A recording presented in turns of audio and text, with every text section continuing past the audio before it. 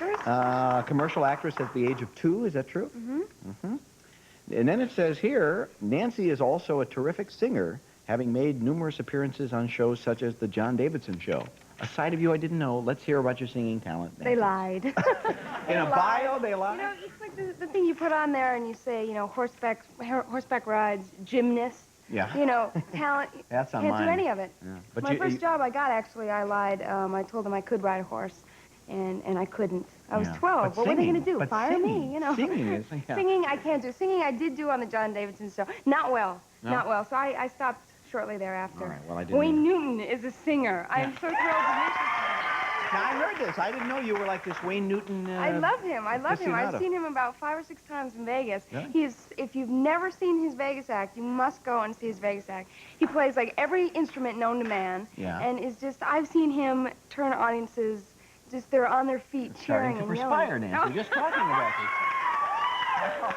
Did you, have you met him before tonight? No, I went back. You can probably get good tickets now. Well, he offered, so he gave me his number. I'm going to call him and... Good. Yeah. Well, I'm glad to hear it. Well, that is exciting. Someone else that you apparently have some admiration for that also, not surprised me, but I wouldn't have somehow thought of you thinking of him that way, is Mr. Trump. Is he... Donald.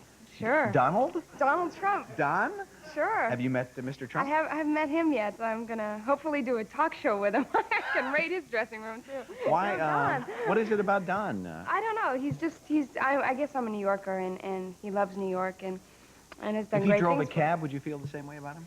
Probably. Probably love the cab if he redid it. My uncle actually works for him. No. Your uncle works for him? He refurbishes his planes when he buys them. Ah. So he's been on his yacht with Ivana.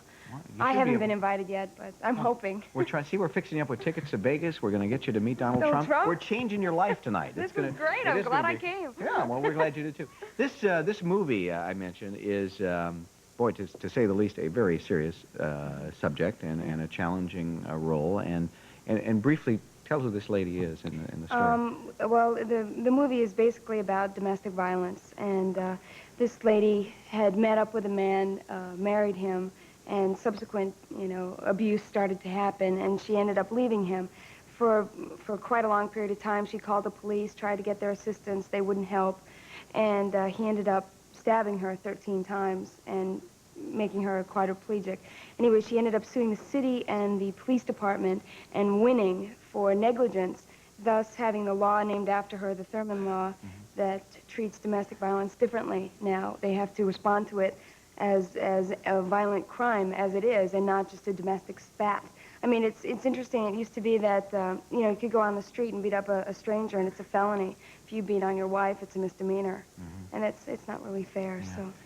So you had to play a quadriplegic, which... Through the last half of the film, through the beginning is sort of backstory of her story and what she sort of went through. So what did you do? Did you work I with spent like 3 weeks at UCLA going through physical therapy and learning how to kind of dismember my body, so to speak, to walk the way she had to, and we had all sorts of special effects makeup and. Well, we have a scene from the movie to look at here, and what is it going to be? This is a scene where he has again harassed me. I've left him, and the cops come, and I ask them why they, go pick him up. He's in the area, and they say it would be a lot easier to do something if we weren't married.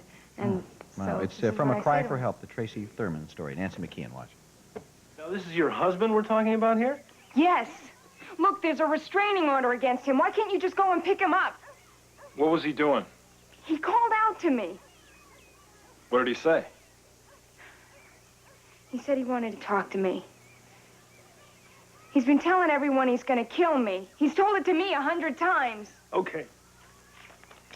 What does he look like? He's got a mustache. He's tall. He's got dark hair. Kind of long. Okay. We'll have a look around. You'll arrest him? If we find him. It'd be a lot easier for us if you weren't married.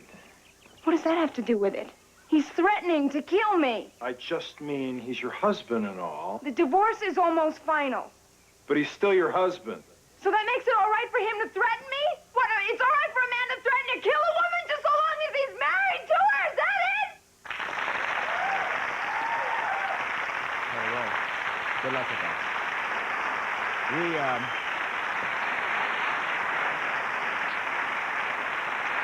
We're going to take a break here and come back and talk some more with Nancy. Would you like a cracker?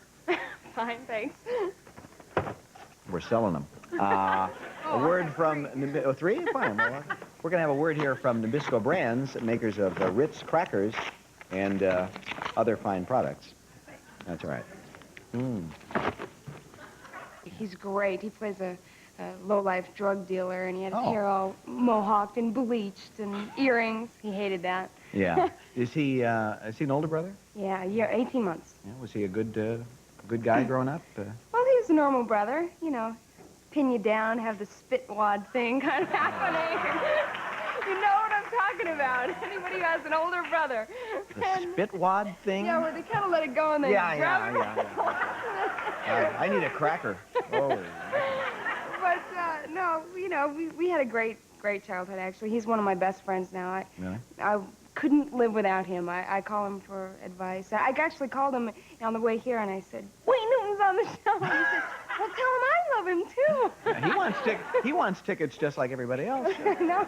We mentioned you're from New York, and I assume you live out here and have for a while. Do you miss it back there? Yeah. You played your Facts of Life gal, Jo, was very New York. Very New York, very New York. Did you ever, was that accent real? I mean, could you slip into that anytime? Can I slip into that? Are you faking it now? No, I'm actually concentrating and I'm not tired. But, you know, have a drink and get around midnight. Hey, how you doing? Oh, yeah. Low life. Did you go back there? Yeah, actually, I'm going back there in a couple of days. All my family still lives back there, so it's still fun for me to go back and spend time with them. Do you have friends that you grew up with that you still see? I mean, friends who are, you know... No, just my family back there, and I have my friends out here now. Yeah. So you don't have childhood people who remember the early life and those early days, huh? No, I think they were in the process of beating me up at the time we were moving to California, so I was sort of grateful to get out of there. Yeah. Finding new ways of walking home from a Catholic school was not the easiest. Did you go to Catholic school all year? Yeah, the nuns. Loving the nuns. They can be tough ladies. They can be. They can be lovely ladies, too. Yeah. Sister Margaret Mary, my first grade teacher. But disciplinarians.